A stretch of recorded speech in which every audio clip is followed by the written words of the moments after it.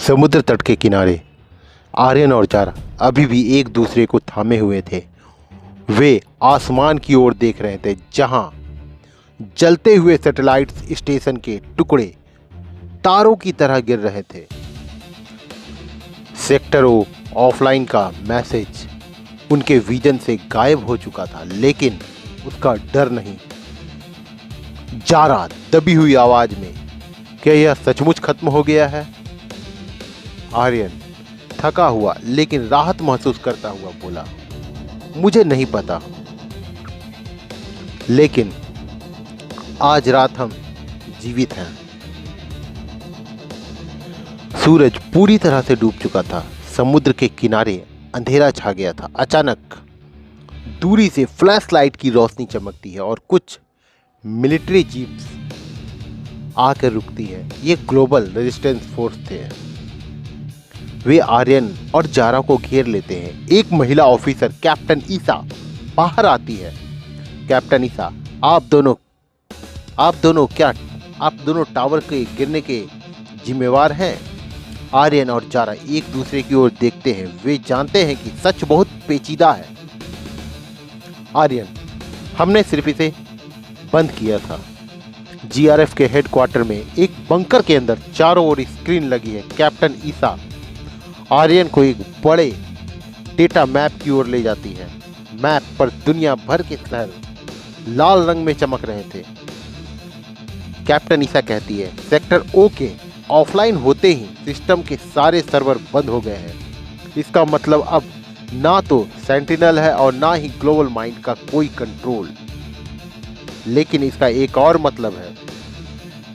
ईसा screen पर एक graphic दिखाती है।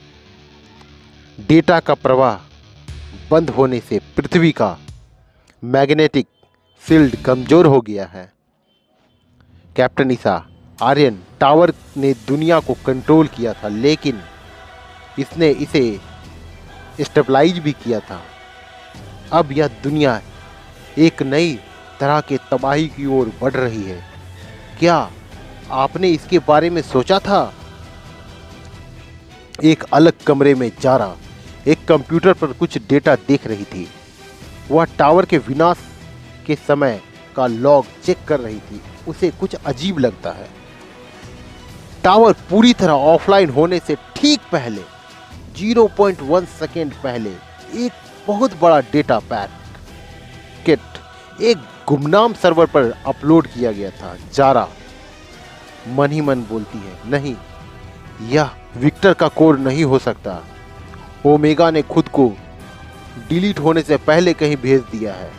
आर्यन एक दूसरे कमरे में है, अपनी आंखें बंद करके बैठा है। वह उस जादुई धनुष की शक्ति को याद करने की कोशिश कर रहा है जो उसने टावर के विनाश के लिए इस्तेमाल किया था।